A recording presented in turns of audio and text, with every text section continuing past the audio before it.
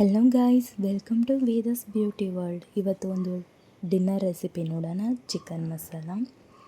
ಇದು ಎಲ್ಲರೂ ಮಾಡ್ಬೋದು, ಏನು ಡಿಫ್ರೆಂಟ್ ಅಂತ ಕೇಳ್ಬೋದು. ಬಟ್ ಇದು ತುಂಬ ಅಂದರೆ ತುಂಬ ಸಿಂಪಲಾಗಿರುತ್ತೆ, ಬಟ್ ವೆರಿ ಟೇಸ್ಟಿಯಾಗಿರುತ್ತೆ. ಹೀಗೆ ಹೇಗೆ ಮಾಡೋದು ನೋಡೋಣ. ಒಂದು ಬಾಣಲಿ ಇಟ್ಟು ಅದಕ್ಕೆ ಕೊಬ್ಬರಿ ಎಣ್ಣೆ ಹಾಕೋತಾ ಇದ್ದೀನಿ.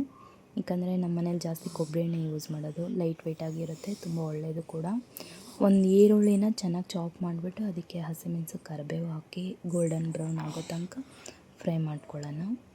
ಇದರಲ್ಲಿ ನೀವು ಕೇಳ್ಬೋದು ಇದರಲ್ಲಿ ಏನು ಡಿಫ್ರೆಂಟ್ ಅಂತ. ಬಟ್ ಇದು ಯಾವ ಇಂಗ್ರೀಡಿಯೆಂಟ್ ಯಾವ ಟೈಮಿಗೆ ಹಾಕ್ತೀರಾ ಅನ್ನೋದ್ರ ಮೇಲೆ ಡಿಪೆಂಡ್ ಆಗುತ್ತೆ. ಈಗ ಈರುಳ್ಳಿ ಗೋಲ್ಡನ್ ಬ್ರೌನ್ ಆಗಿದೆ. ಈಗ ಚಿಕನ್ ಹಾಕ್ಕೊಳ್ಳೋಣ. ಚಿಕನ್ ಹಾಕ್ಬಿಟ್ಟು ಅದನ್ನು ಚೆನ್ನಾಗಿ ಆ ಈರುಳ್ಳಿ ಜೊತೆ ಮಿಕ್ಸ್ ಆಗೋ ಥರ ತೆಗೆದಿರಿಸ್ಕೊಳ್ಳಿ. ಈಗ ಚೆನ್ನಾಗಿ ಮಿಕ್ಸ್ ಆಗ್ತಾಯಿದೆ. ಇದ್ರ ಮೇಲೆ ನಾವು ಸ್ವಲ್ಪ ಕಲ್ಲುಪ್ಪು ಮತ್ತು ಅರಿಶಿನ ಹಾಕ್ಕೊಂಡು ಈಗ ಮಿಕ್ಸ್ ಮಾಡೋಣ. ಚಿಕನ್ ಸ್ಮೆಲ್ ಬರಬಾರ್ದು ಅಂತ.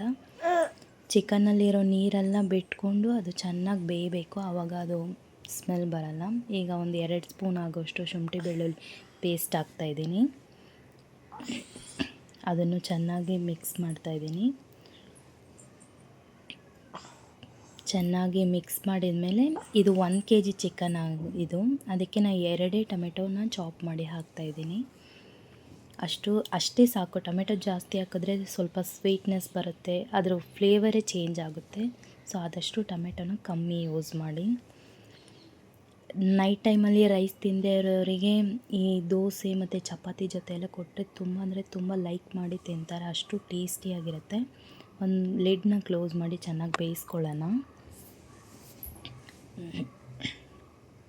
ಈಗ ನೋಡಿ ಚೆನ್ನಾಗಿ ಕುಕ್ ಆಗ್ತಾಯಿದೆ.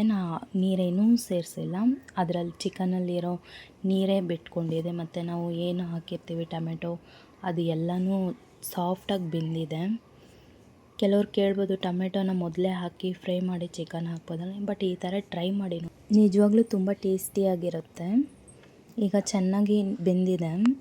ಅದು ಒಂದು 50% ಬೆಂದ ಮೇಲೆ ಸ್ವಲ್ಪ ನೀರು ಹಾಕಿ ಬೇಯಿಸ್ತಾ ಇದ್ದೀನಿ. ನಾನು ಚಾಪ್ ಮಾಡಿದ್ನಲ್ಲ ಆ ಟೊಮೆಟೊ ನೀರದು. ಸೊ ಅದನ್ನು ಹಾಕಿದ್ದೀನಿ. ಈಗ ಒಂದು ಸಲ ಚೆನ್ನಾಗಿ ಮಿಕ್ಸ್ ಮಾಡಿಬಿಟ್ಟು ಅದನ್ನು ಒಂದು ಲಿಡ್ ಕ್ಲೋಸ್ ಮಾಡಿ ಇನ್ನೂ ಸ್ವಲ್ಪ ಹೊತ್ತು ಬೇಯಿಸ್ಕೊಳ್ಳೋಣ. ನೀವು ರೈಸ್ ಜೊತೆ, ಚಪಾತಿ ಜೊತೆ, ದೋಸೆಗಂತೂ ಅಲ್ಟಿಮೇಟಾಗಿರುತ್ತೆ. ಒಂದು ಸಲ ಟ್ರೈ ಮಾಡಿ ನೋಡಿ. ಈಗ ನೋಡಿ ಅದು ಎಷ್ಟು ಚೆನ್ನಾಗಿ ಬೆಂದಿದೆ.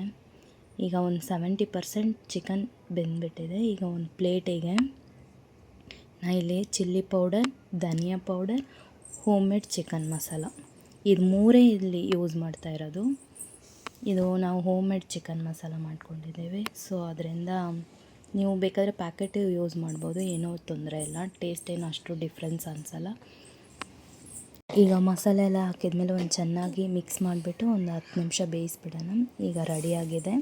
ನೀವು ರೈಸ್, ಚಪಾತಿ, ದೋಸೆಗಂತೂ ಅಲ್ಟಿಮೇಟಾಗಿರುತ್ತೆ. ಒಂದು ಸಲ ಟ್ರೈ ಮಾಡಿ ನೋಡಿ, ಕಮೆಂಟ್ ಮಾಡಿ, ಶೇರ್ ಮಾಡಿ.